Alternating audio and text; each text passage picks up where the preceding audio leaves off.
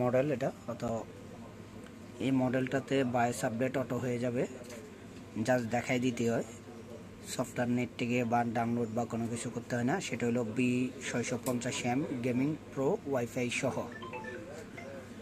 আগেরটা দেওয়া ছিল F23 2025 সালেরই, এটাও 2025 সালের, এটাও 2025 সালের।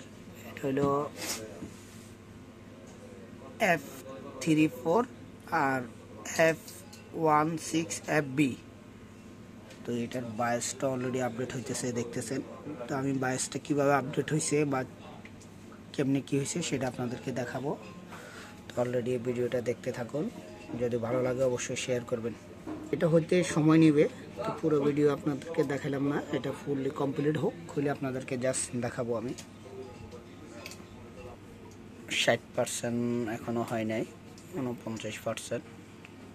এই 60% হয়েছে অলরেডি, 59% ছিল এই সময়, এখন 60 হয়েছে অলরেডি 61। তো এটা সময় নেবে, হতে থাক, দেখা যায় এরপরে কি চাই। এটা দেখছেন টাইম নিতেছে, রিস্টার্ট নিয়ে নেবে automatic.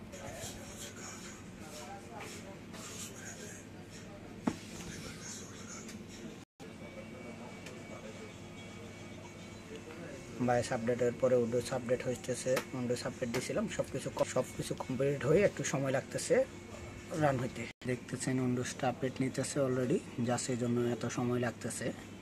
Bias update Windows update সব একসাথে দিয়ে দিছি, একসাথে দিয়ে দিছি বলতে আগে উইন্ডোজটা আপডেট দিছি, এরপরে বায়োস আপডেট দিয়া পিসি রিস্টার্ট নিছে, অটোমেটিক নেট কানেক্ট করা, সবকিছু কমপ্লিট হইতেছে।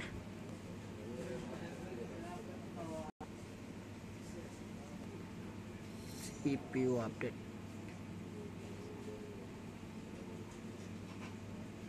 কম্পিউটার 100% কমপ্লিট, পিসি লেখা। অ্যাপসটার মাধ্যমে বায়োসটা আপডেট দিছি অলরেডি, সেই অ্যাপসটা ওপেন হচ্ছে। এই হলো একটা অ্যাপস, অ্যাপসের নাম হলো, প্রথমে লেখা থাকে GCC, দেখতে পাচ্ছেন GCC।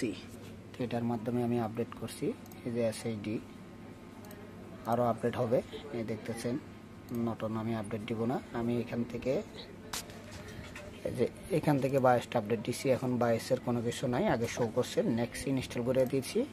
আর এখানে 3টা ডিভাইস ইনস্টল চাইতেছে, আমি এটা ঠিকঠাক তুলে দিব। নটনের কোনো আমার দরকার নাই, নটন আমি ইনস্টলের দরকার নাই। তো ইনস্টল এভাবে নেক্সট, একটু সব কিছু কমপ্লিট হয়ে এরপর আবার আসতেছে, দেখতেছেন। একটা জিনিস, এই দুইটা জিনিস নেবে, ওয়ান হয়েছে। তো এটা পুরোপুরি কমপ্লিট হইলে এরপরে আমি পিসিটা শাটডাউন দিয়ে দেবো। কি কি আছে এটাতে, একটু টাচবারকে যাই দেখাই। টাচবার্ক, এটার প্রসেসরটা দেখতে পাচ্ছেন, DDR5 এর র্যাম, 4882 স্পিড, 32 GB।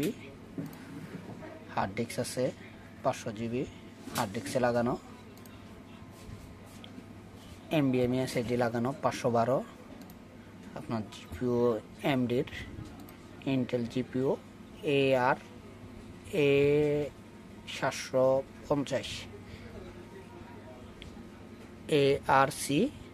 A750 মডেলের গ্রাফিক্স কার্ড।